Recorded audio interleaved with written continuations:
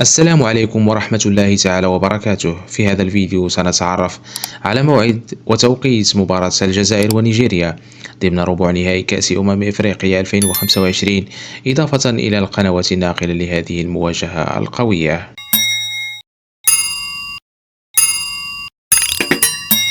تأهل المنتخب الجزائري إلى ربع نهائي كأس إفريقيا 2025 بعد فوزه على منتخب الكونغو الديمقراطية في دور الثمن، في مباراة قدم خلالها محارب الصحراء أداء قويا ومقنعا. ومن جهته نجح منتخب نيجيريا في حجز بطاقة التأهل إلى الدور نفسه بعد انتصاره على موزمبيق، ليضرب موعدا ناريا مع المنتخب الجزائري في واحدة من أقوى مباريات البطولة.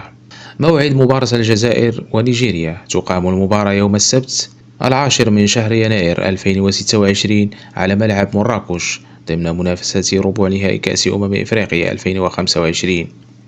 توقيت المباراة: 5 مساء بتوقيت المغرب والجزائر، 6 مساء بتوقيت مصر، 7 مساء بتوقيت السعودية. القنوات الناقلة: من المرتقب نقل المباراة عبر قناة بي سبورت ماكس 1 بتعليق حفيظ الدراجي. مباراة منتظرة بقوة بين منتخبين من كبار القارة الإفريقية، حيث يسعى فيها كل طرف إلى بلوغ نصف نهائي البطولة ومواصلة الحلم القاري. إذا أعجبكم الفيديو فلا تنسوا دعم الفيديو بالإعجاب والاشتراك في القناة وتفعيل الجرس لمتابعة كل جديد المنتخب الجزائري وكأس إفريقيا.